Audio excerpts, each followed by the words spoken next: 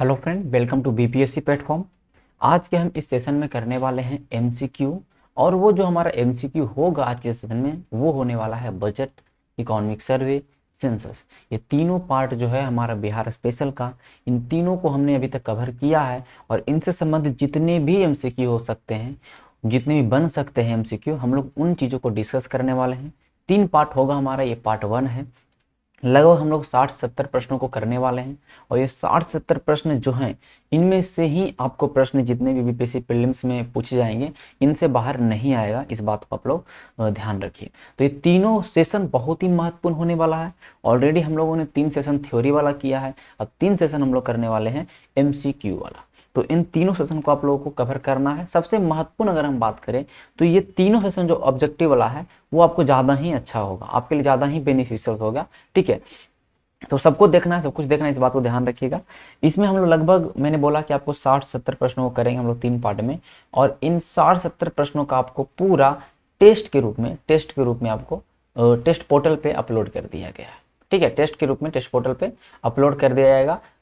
ठीक है, कल तक। और इस टेस्ट पोर्टल पे आप जाना है आपको, और ये सारे टेस्ट सीरीज को, सॉरी, ये जो आप जितने भी एमसीक्यू वाला टेस्ट सीरीज है इसको आपको अटेम्प्ट करना। वहाँ पे ज्योग्राफी वाला भी आपको टेस्ट सीरीज देखने को मिलेगा, बिहार से संबंधित बहुत सारे क्विज़ेस देखने को मिलेंगे, तो उनको आप अटेम्प्ट कर सकते हैं जिन्होंने इस टेस्ट सीरीज को इस बिहार स्पेशल को परचेज किया होगा। ठीक है, बिहार स्पेशल को परचेज किया होगा, इसमें इन सारी चीज़ें आपको देखने को मिलेगा।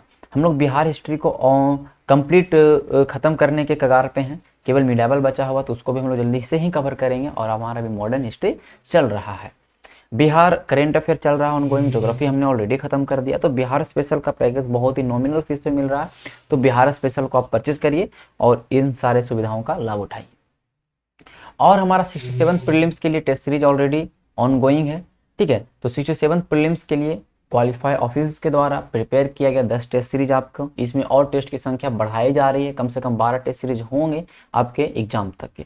तो इस टेस्ट सीरीज को खरीदें, इसको परचेज करें और टेस्ट सीरीज को अटेम्प्ट करके अपने जो आप किस लेवल पे हैं उस चीज़ को आप लोग देखिए। ठीक है, ये सारे आपको बीपीएससी प्लेटफॉर्म ऐप डाउनलोड करना पड़ेगा प्ले स्टोर से, वहाँ पे सारी चीज़ें आपको स्टोर सेक्शन में ये सारी चीज़ें देखने को मिलेगा।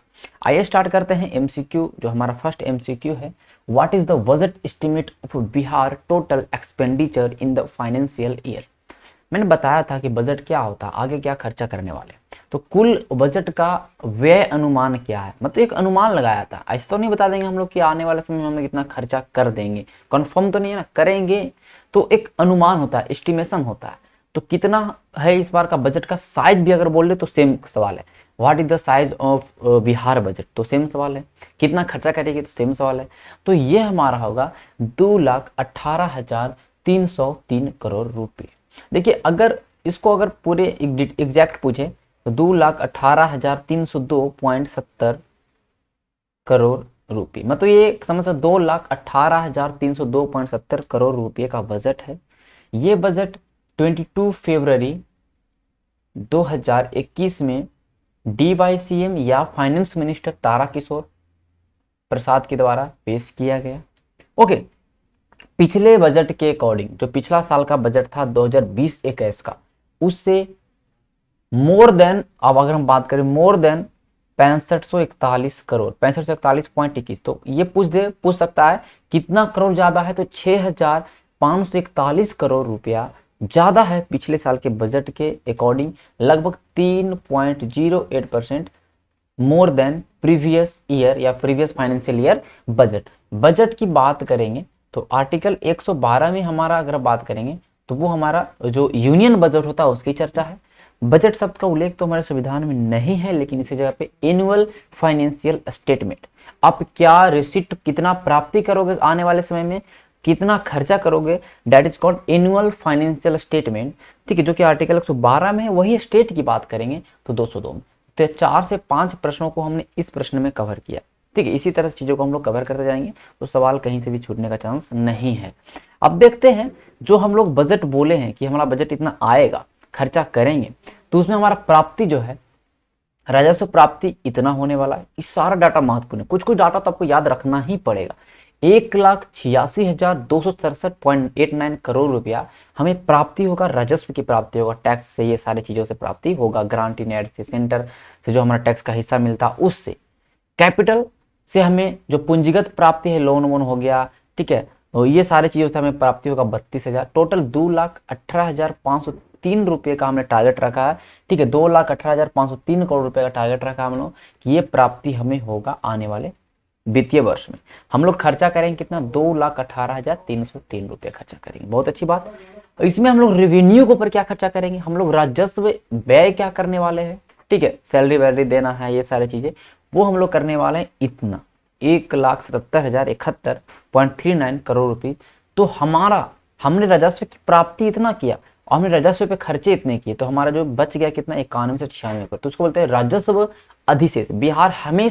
बिहार लगभग अगर हम बात करते हैं हमेशा एक राजस्व अधिशेष वाला बजट पेश किया। इसने जितना भी राजस्व से कमाया है उससे कम इसने राजस्व के ऊपर खर्चा किया। तो ये जो सरप्लस है वो कितना है, 91.96 करोड़, 91.96 करोड़। इस बात को ध्यान रखिए, सॉरी 9196 करोड़, ठीक है। वही कैपिटल पूंजीगत व्यय हमारा ज्यादा हो रहा है। पूंजीगत व्यय में देख रहे हैं हम लोग थोड़ा ज्यादा खर्चा कर रहे हैं, 9,000 रुपये ज्यादा खर्चा कर रहे हैं, सॉरी 9,000 करोड़ रुपया ज्यादा खर्चा कर रहे हैं पूंजीगत व्यय, ठीक है। पूंजीगत व्यय होता है कि आप कैपिटल कितना एसेट का निर्माण कर रहे हैं, कितना कैपिटल का निर्माण कर रहे हैं, यहाँ बिल्डिंग बन गया, रोड बन गया, ये सारे होते हैं कैपिटल एक्सपेंडिचर्स, ठीक है। इस बात को ध्यान रखिएगा। चलिए आगे चलते हैं नेक्स्ट सवाल की ओर। नेक्स्ट सवाल है कितना ज्यादा है पिछले साल से। तो मैंने जस्ट बताया कि 3.08 crore more than the previous financial year, 65 से 41.21 करोड़ रुपए। बार बार चीजों को रिपीट करेंगे, हमारा सब कुछ कवर हो जाएगा, ठीक है, हमारा सब कुछ कवर हो जाएगा। इस बात को ध्यान रखिएगा, ठीक है। तो हमने बताया कितना क्या है चीजें हैं, आप देख सकते हैं कितना हम लोग पिछला साल का बजट कितना था और इस साल का बजट कितना है और कितना ज्यादा है। यहाँ पे आप देख सकते हैं 65 से 41 करोड़ या 65 से 42 अप्रोक्स में अगर बोले तो ये हो जाएगा, ठीक है। इस बात को हम लोग ध्यान रखेंगे। राजस्व अधिशेष क्या, ये हम लोगों ने देख लिया। चलिए आगे चलते हैं हम लोग। क्या हमारा जीएसडीपी रहा बिहार का करेंट प्राइस पे फाइनेंशियल ईयर 21-22 के लिए।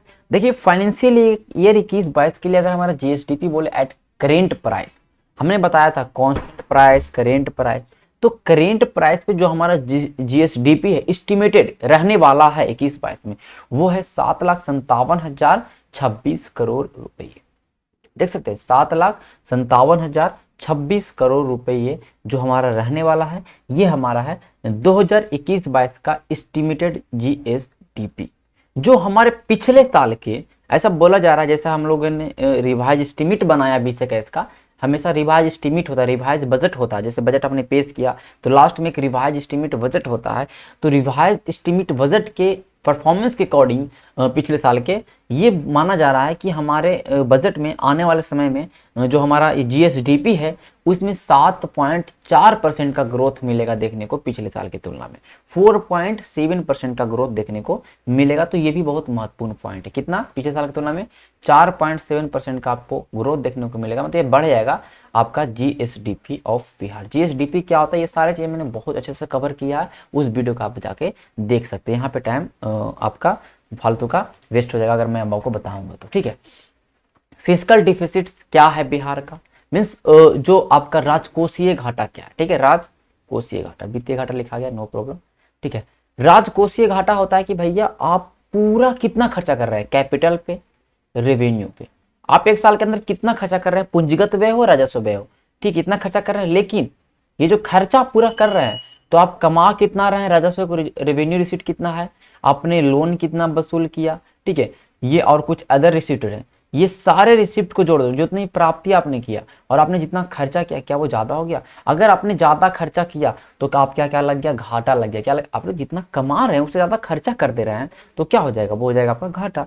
तो फिस्कल डिफिसिट, सॉरी जो फिस्कल डिफिसिट है वो है 2.97% ऑफ जी, जो हमारा जीडीपी है जो 7,57,026, उसका लगभग 2.97% इस बार का राजकोषीय घाटा रहने वाला है। एक लिमिट है, एफआरबीए में के तहत एक लिमिट है, ओके, वो लिमिट है कि 3% से ज्यादा नहीं होना चाहिए। तो उस लिमिट को बरकरार रखा है कि हमारा जो जीएसडीपी का 2.97 करोड़ हम लोग इस बार का राजस्व जो हमारा फाइनेंशियल फिस्कल डिफिसिट है वो हम लोग मेंटेन करके रखेंगे 22,511 करोड़, ठीक है। तो 22,511 ये तो थोड़ा याद होगा, ठीक है। 22,511 करोड़ का हम लोग इस बार राजकोषीय घाटा हमारा रहने वाला है। इस बात को आप लोग ध्यान रखिएगा, ठीक है। इसमें हम लोग कैपिटल रिसीट को नहीं जोड़ते हैं, ठीक है, इस बात को ध्यान रखिए। कैपिटल रिसीट को हम लोग नहीं जोड़ते क्योंकि कैपिटल रिसीट हम लोगों ने लोन लिया बाहर से तो वो हो जाता है, इसलिए कैपिटल रिसीट को हम लोग नहीं जोड़ते, इस बात को ध्यान रखिएगा।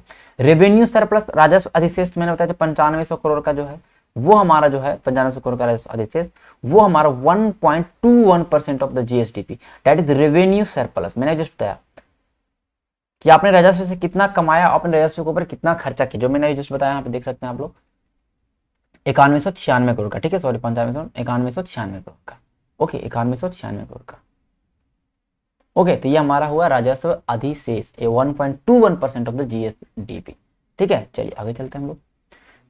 कौन सा स्कीम अनाउंस किया गया है बिहार बजट में श्रमिक के कल्याण के लिए? तो श्रमिक कल्याण के लिए 7 निश्चय योजना ही लॉन्च किया गया है 2.0, जिसका अगर हम बात करेंगे तो ऑलरेडी 2020 में ही लॉन्च हुआ था, 2020 से 25 तक इसका टारगेट है, इस बात को ध्यान रखिएगा। 7 निश्चय योजना, इसमें जो इस बार 2.0 है इसमें खर्चा किया जा रहा है 4671 करोड़ का प्रावधान है, ठीक है। पूछ सकता है कितना, तो 4671 करोड़ का प्रावधान है 7 निश्चय योजना 2.0, इस बात को ध्यान रखिएगा, ओके। तो ये हमारा लेबर वेलफेयर के लिए काम कर, इसके अंदर बहुत सारी चीजें, इस बात को ध्यान रखिएगा, ओके। अब देखिए 7 निश्चय योजना के अंदर बहुत चीजें हैं, पॉलिटेक्निक खोले जाएंगे, मेगा स्किल्स के बहुत सारे मेगा स्किल सेंटर बनेंगे, ठीक है। उद्यमियों को, जितने भी उद्यमी इंटरप्रेन्योर उसको लोन दिया जाएगा, ठीक है। कैश इंसेंटिव दिया जाएगा गर्ल्स को, जो 10+2 पास करेगा उनको 25,000, जो ग्रेजुएशन पास करेगा उनको 50,000 का। टेलीमेडिसिन की व्यवस्था है, शेल्टर होम की व्यवस्था है, ठीक है। तो ये सारे 7 निश्चय योजना 2.0 के अंदर है, हम आगे अभी देखेंगे, ठीक है, आगे हम लोग अभी देखने वाले हैं, ओके। तो ये हमारा हो गया 7 निश्चय योजना 2.0, ओके। 4671 करोड़ का प्रावधान, इस बात को ध्यान रखिएगा। श्रम संसाधन अगर हम बात करेंगे, लेबर रिसोर्स के लिए, इसके लिए जो पैसा एलोकेट हुआ है, ठीक है, श्रम संसाधन के लिए जो पैसा एलोकेट हुआ है वो 550 करोड़ रुपए का, 550 करोड़ रुपए का, इस बात को ध्यान रखिएगा। इसका टाइम पीरियड देख सकते हैं 7 निश्चय योजना का 2020 से 25, ये भी बहुत महत्वपूर्ण। करें Bihar budget 2021-22 what percentage is expected to India? मैंने जस्ट बताया कि पिछले साल के बजट की तुलना में लगभग 4.7% का इंक्रीजमेंट देखने को मिलेगा जीएसडीपी में, तो ये महत्वपूर्ण है। 4.7% का अभी कितना जी हमारा जीएसडीपी 757,026 करोड़ रुपये, इतना 7,57,026 करोड़ रुपये इस बार का जीएसडीपी है जो एस्टिमेटेड रखा गया है, इस बात को ध्यान रखिएगा, ओके। आगे चलते हैं हम लोग।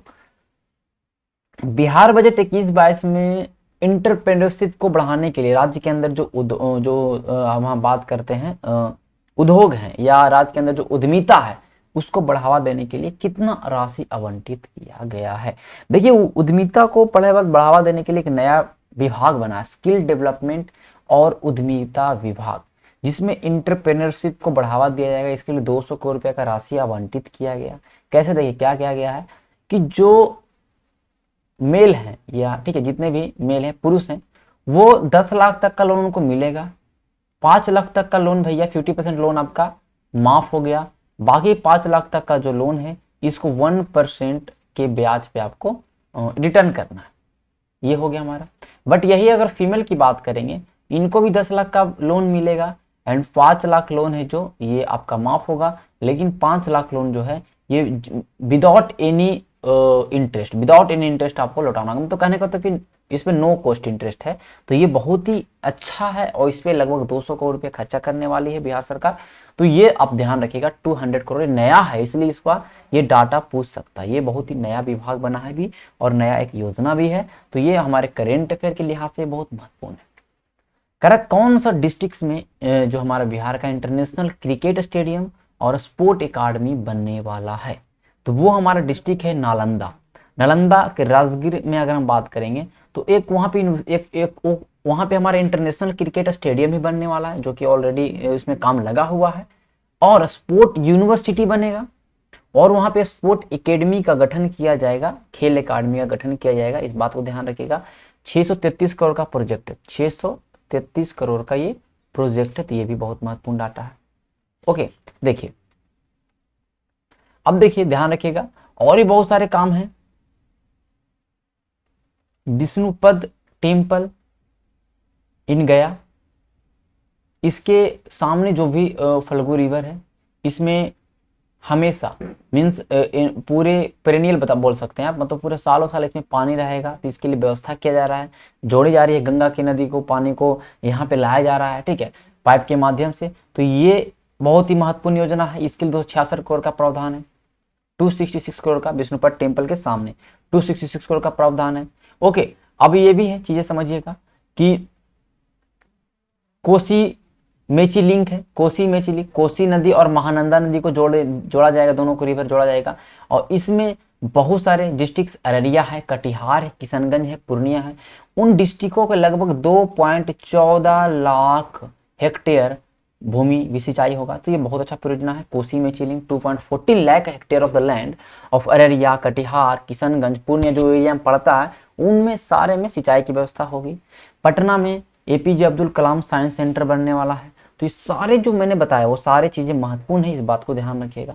ओके, सहकारिता पर बहुत ज्यादा जोर दिया जा रहा है इस बार, सहकारिता के ऊपर बहुत ज्यादा जोर दिया जा रहा है। सहकारिता के लिए 1534.09 करोड़ रुपए खर्चे किए जा रहे हैं। ओके, इस बात को ध्यान रखिएगा। अब गया सीवरेज प्लान है, ठीक है, गया सीवरेज प्लान है। जो मैं चीजें लिख रहा हूँ सब कुछ महत्वपूर्ण है। गया सीवरेज योजना जो है इसके लिए 370 करोड़ रुपए खर्चे किए जा रहे हैं, महत्वपूर्ण है, सारा डाटा महत्वपूर्ण, ठीक है। आगे हम लोग सब कुछ देखने वाले हैं, फिर से इस बात को ध्यान रखिएगा।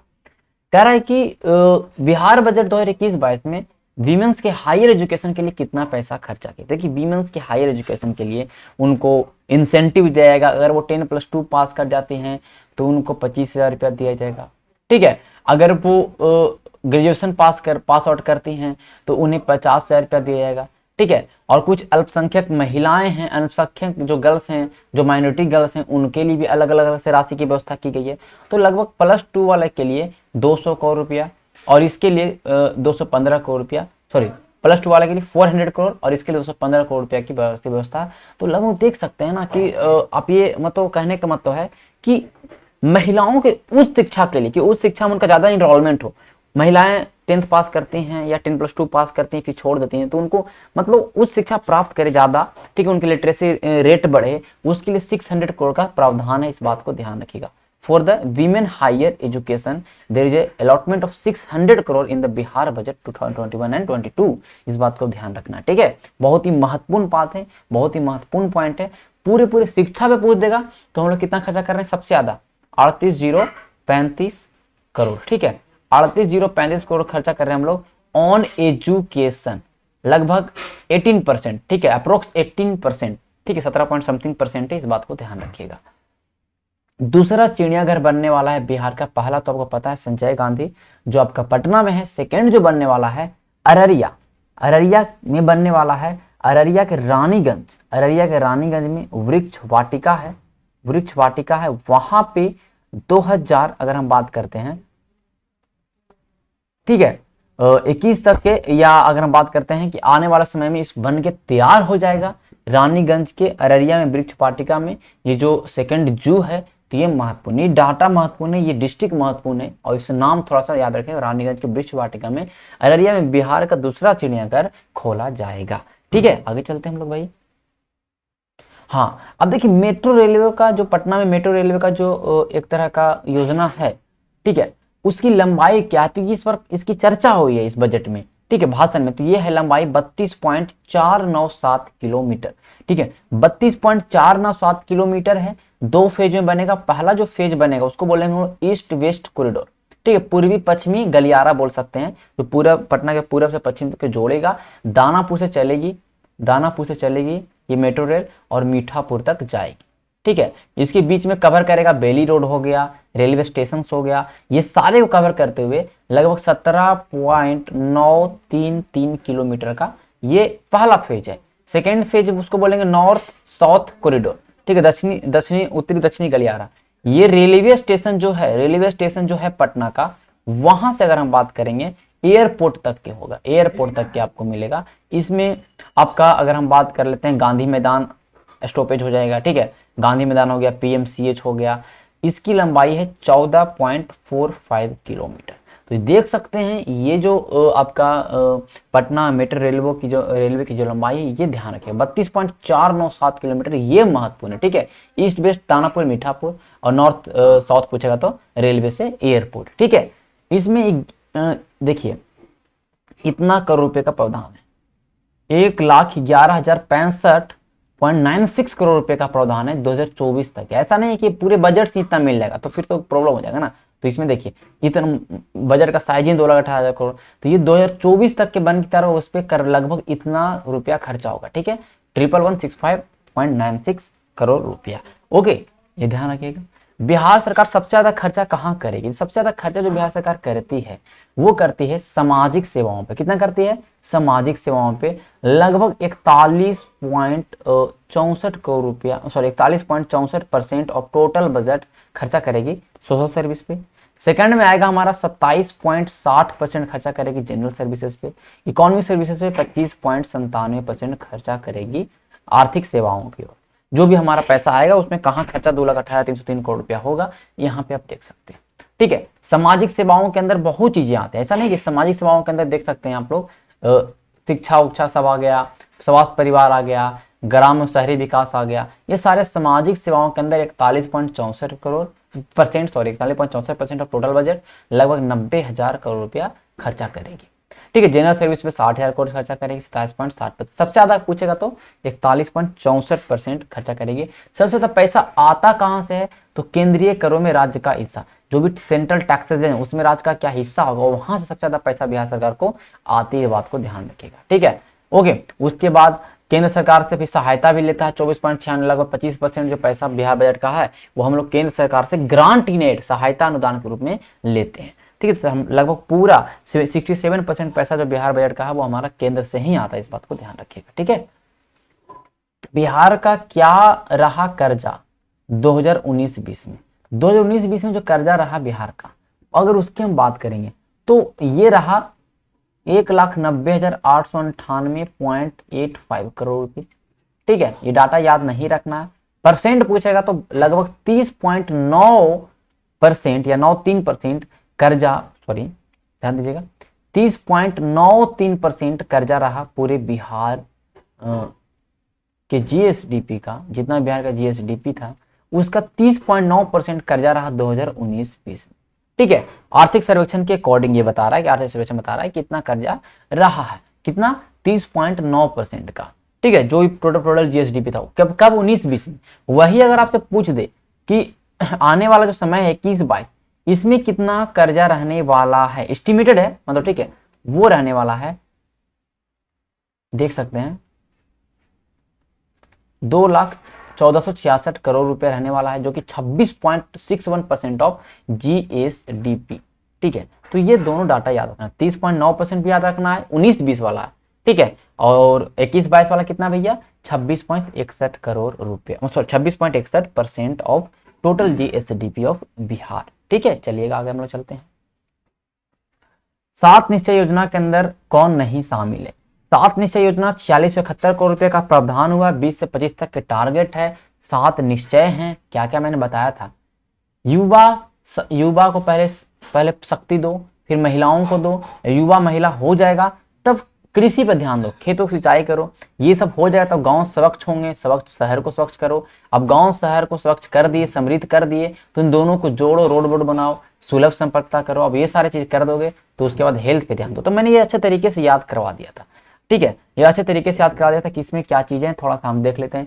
युवा शक्ति में है कि ITI की स्थापना करेंगे, मेगा स्किल सेंटर की स्थापना करेंगे। ठीक है, स्किल डेवलपमेंट और उद्यमिता विभाग बनाएंगे, 10 लाख का लोन मिलेगा युवाओं को। ठीक है, ये सारी चीजें इसमें हैं। ओके, फिर कहा गया सशक्त महिला, सक्षम महिला में कि महिलाओं को शिक्षा पे ध्यान दिया जाएगा।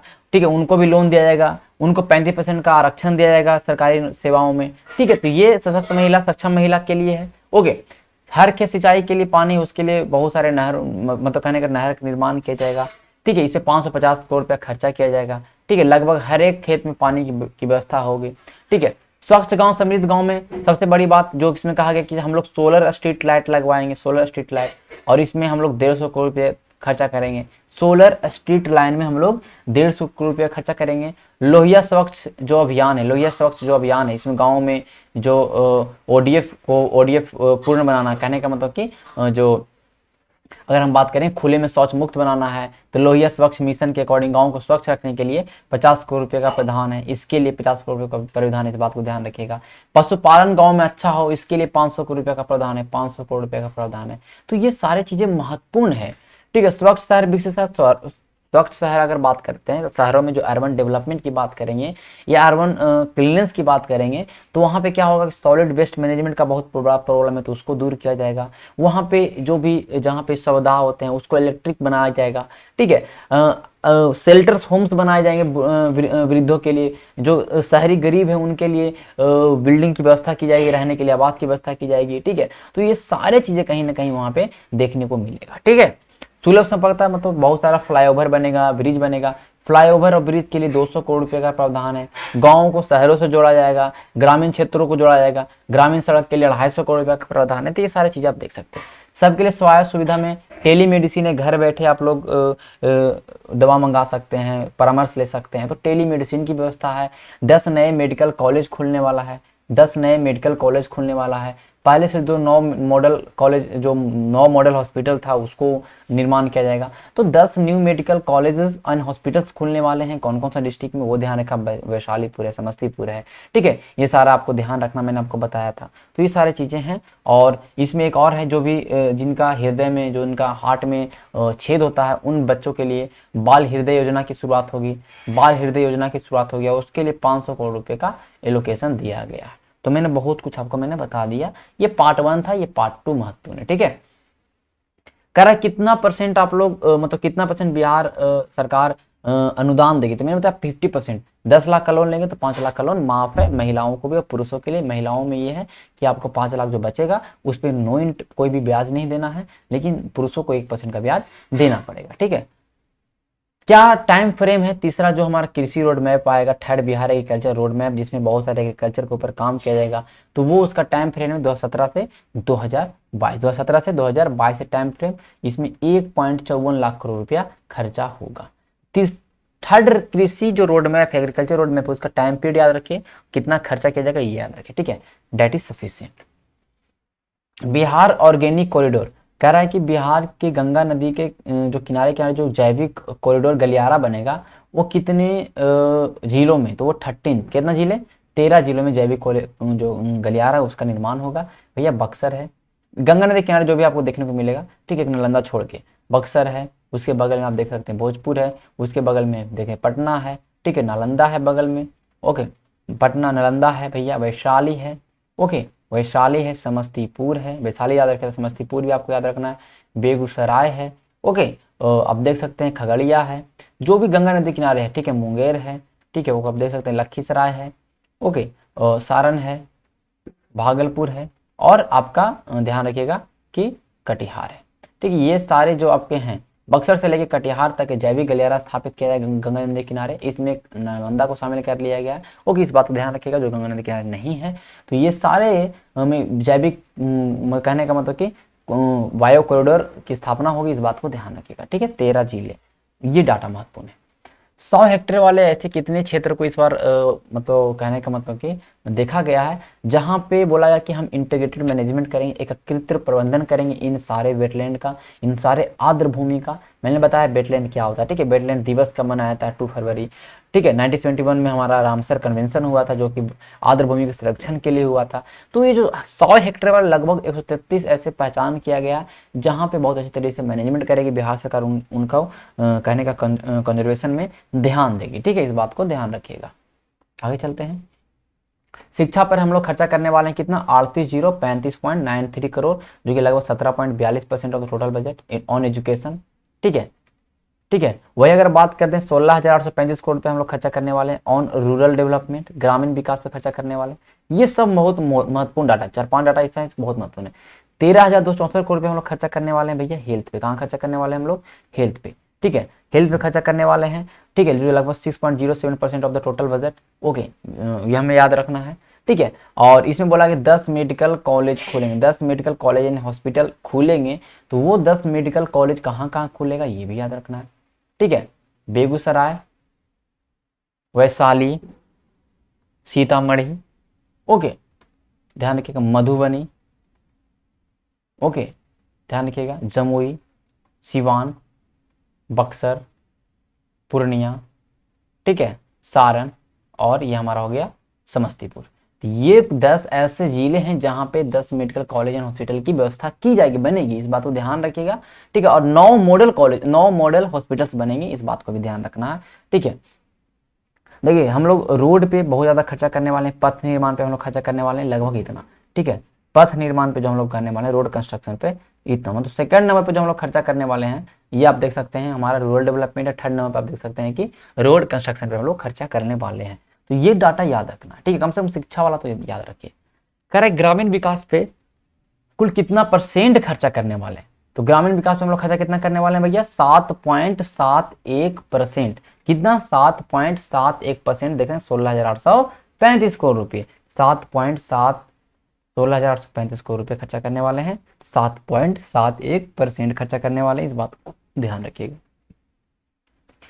तो डिजास्टर मैनेजमेंट पर हम लोग क्या खर्चा करने वाले हैं आने वाले समय में, तो हम लोग 3322 करोड़ रुपया खर्चा करेंगे। 33 और 22 हम लोग करने वाले हैं आपदा प्रबंधन को लेके, ठीक है, कोविड हो गया, बाढ़ हो गया, इन सारी चीजों को लेके हम लोग खर्चा करने वाले हैं 3322 करोड़ रुपये, इस बात को ध्यान रखिएगा 22 के बजट में, ठीक है, 22 के बजट में। कह रहा है कि हम लोगों ने कितना खर्चा किया लॉकडाउन के अकॉर्डिंग, जब लॉकडाउन लगा था तो उनके रहने में, ब्लॉक पंचायत में क्वारंटाइन सेंटर बनाया, हमने खाने की व्यवस्था किया, उनमें हम लगभग हमने हर एक पर्सन के ऊपर 5300 रुपये का खर्चा किया, ऐसा बिहार बजट में बोला गया। तो ये डाटा महत्वपूर्ण है, इस बात को ध्यान रखें, बाकी इसमें कुछ ऐसा चीजें नहीं जो हमें याद रखना। कह रहा कितने छात्र क्रेडिट कार्ड, जो बिहार को जो स्टूडेंट क्रेडिट कार्ड जो मिलता है वो कितने डिसबर्स किए गए, तो लगभग हमने देखा कि 1,02,871 स्टूडेंट क्रेडिट कार्ड बांटा गया, इतना बांटा गया, जिसमें 1495 करोड़ रुपए डिसबर्स हुए। तो डाटा याद है कि 1 लाख छात्रों को कम से कम स्टूडेंट क्रेडिट कार्ड स्कीम के तहत लाभ पहुंचाया गया अभी तक, तो ये बहुत ही महत्वपूर्ण डाटा है, ठीक, 1 लाख करोड़, ओके, सर 1 लाख छात्र। अब क्या है 2021-22 में बता रहा है कि कितना रुपया हमें ग्रांटिंग एड से मिलता है, मतलब जो केंद्र सरकार के द्वारा अनुदान के रूप में जो हमें मिल रहा है, जो लगभग 24.96 करोड़ % जो पैसा मिल रहा है हमें बिहार बजट में, जो हम लोग टारगेट लगाए कि हमें 2,18,503 करोड़ रुपया हम लोग रिसीट हमें प्राप्ति होगी, 2,18,303 करोड़ रुपए का हम लोग खर्चा करेंगे, तो ये प्राप्ति होगी, उसमें लगभग 24.96% जो हमें मिलने वाला है, वो कहाँ से मिलने वाला है, वो मिलने वाला है ग्रांट इन एड से। देखिए भाई आपके सामने डाटा है, प्राप्ति हम लोग करेंगे, केंद्रीय करों में राज्य का हिस्सा जो देख सकते हैं 41 पॉइंट होता है, और 24.96% जो हमें मिलेगा वो मिलेगा ग्रांट इन एड, जो 54,53,1 गया 1, 54,53,1, तो ऐसे से कुछ चीजें याद रखिएगा मेनोमोनिक्स रूप में, तो वहां पे स्ट्राइक कर जाएगा एग्जाम के समय। अच्छा 54,53,1 था, कुछ ऐसा था डाटा, तो 54,53,1 मतलब इतना 54,531 करोड़ रुपये हम बात करेंगे कि हमें मिलने वाला है ग्रांट इन एड से, केंद्र सरकार से सहायता के रूप में मिलने वाला, ठीक है। वही पूछेगा कि सबसे ज्यादा कहां से मिलेगा, तो केंद्रीय करों में राज्य का हिस्सा 41.73 करोड़, ये आप लोग देख सकते हैं। पूंजीगत प्राप्ति क्या है, राजस्व प्राप्ति क्या है, फिजिकल डिफिसिट क्या है, मैंने सब बताया, फिर सब यहाँ पे मैंने यहाँ पे रख दिया, तो फिर एक बार देख लीजिएगा तो आपका याद हो जाएगा, ठीक है। कौन सा डिस्ट्रिक्ट है जहाँ पे APJ Abdul Kalam science city बनेगा, तो APJ Abdul Kalam science city बनने वाला कहाँ, पटना में बनने वाला, कहाँ बनने वाला, पटना में।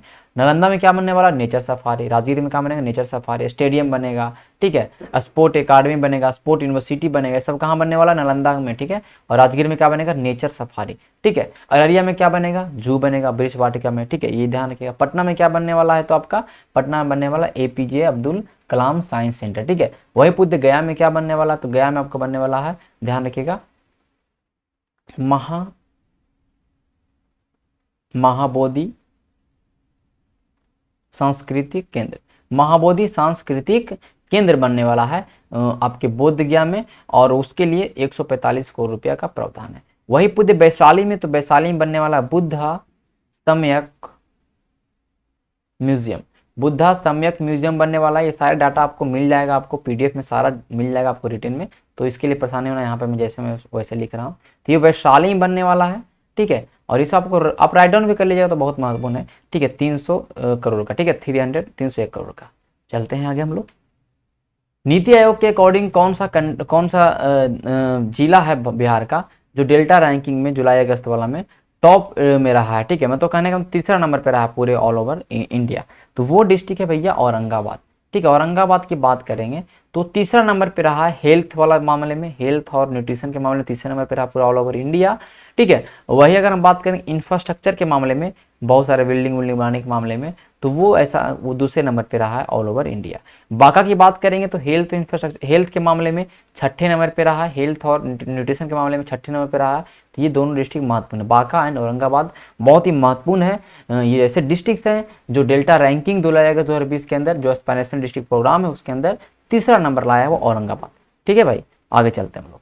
आगे क्या हमारा है, प्रधानमंत्री ग्राम सड़क योजना है, जो उसके अंदर जो फेज 2 है उसके अंदर जो सड़कों के निर्माण का जो लक्ष्य रखा गया 21-22 में, वो है 1500 किलोमीटर सड़क का निर्माण किया जाएगा आने वाले समय 21-22 में, ठीक है। टोटल सड़क का निर्माण किया जाएगा कितना, 9000 किलोमीटर, जिसमें आपका गांव वाला भी सड़क हो जाएगा, सब सड़क का टोला सड़क हो गया, तो 9000 किलोमीटर। इन उसमें देख सकते हैं कि आउट ऑफ 1500 किलोमीटर जो हमारा है वो है प्रधानमंत्री ग्रामीण PMGSY जो है उसके तहत बनाया जाएगा 21-22 में, ठीक है, ध्यान रखिएगा। केंद्रीय टैक्सेस में बिहार का हिस्सा, जो बिहार का बजट होता है, जो फाइनेंस कमीशन बैठता है, जो हम लोग फाइनेंस कमीशन जो बैठता है बिहार का, सॉरी भारत का, जो 15 फाइनेंस कमीशन आया उसमें जो क्या रिकमेंडेशन आए, उसमें क्या शेयर मिलता है राज्यों को, जो मिलता है शेयर, ठीक है, जो 41% जो राज्यों को शेयर मिलता है, उसके अंदर जो बिहार का जो हिस्सा है वो है 4.12%। कितना है, 4.12%। बहुत महत्वपूर्ण डाटा, बहुत ही महत्वपूर्ण डाटा है, ठीक है। तो अब लोग हम कल के वीडियो में मिलेंगे, कल हम लोग जो भी MCQ बचेगा उसको हम लोग कल के वीडियो में करेंगे। इसमें हम लोग बहुत सारा वीडियो MCQ देखा, आपको अगर अच्छा लगा होगा तो इस चीज़ को ध्यान रखे शेयर करेगा। और एक चीज़ अगर हम बात करेंगे तो हम लोग स्टार्ट करने वाले हैं फॉर प्रीलिम्स के लिए, हम लोग एक्सपेक्टेड जो भी हमारा MCQ होगा, एक्सपेक्टेड जो GK होंगे, GS जो होंगे, साइंस वाइंस सब मिला के, तो एक्सपेक्टेड GS का हम लोग सीरीज चलाने वाले हैं, सीरीज हम लोग चलाने वाले हैं। तो ये आप लोग बताइएगा लाइव चले या रिकॉर्डेड आए, इस बात को आप लोग बताइएगा, लाइव या रिकॉर्डेड क्या आएगा, आप लोग जरूर कमेंट करिए। जितने लोग देख रहे हैं सब लोग कमेंट करेंगे लाइव सेशन चलाएं या रिकॉर्डेड सेशन चलाएं। एक्सपेक्टेड MCQ का हम लोग डेली 30 MCQ करवाएंगे, लगभग हम लोग करवाने वाले हैं 50 दिन तक।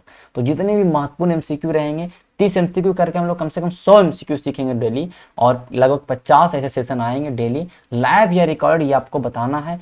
टाइमिंग आपको कमेंट करना है कि कौन सा टाइमिंग में होगा, ये भी महत्वपूर्ण है। तो ये चीज़ को आप लोग बताइएगा जल्दी से। ऐप पे और यूट्यूब दोनों पे हम लोग करने वाले हैं, बेसिकली ऐप पे करेंगे, ठीक है, लेकिन यूट्यूब पे हम लोग रिकॉर्डेड डालेंगे। अगर जिस तरह से सुविधाएं होंगे वो चीज़ें हम लोग करने वाले हैं। तो आप लोग थोड़ा सा कमेंट करके बताइएगा, जो भी आपके सुझाव हैं ये जरूर कमेंट करके बताइएगा, इस बात को ध्यान रखिए, ठीक है। चलिए मिलते हैं कल के सेशन में, तब तक के लिए धन्यवाद।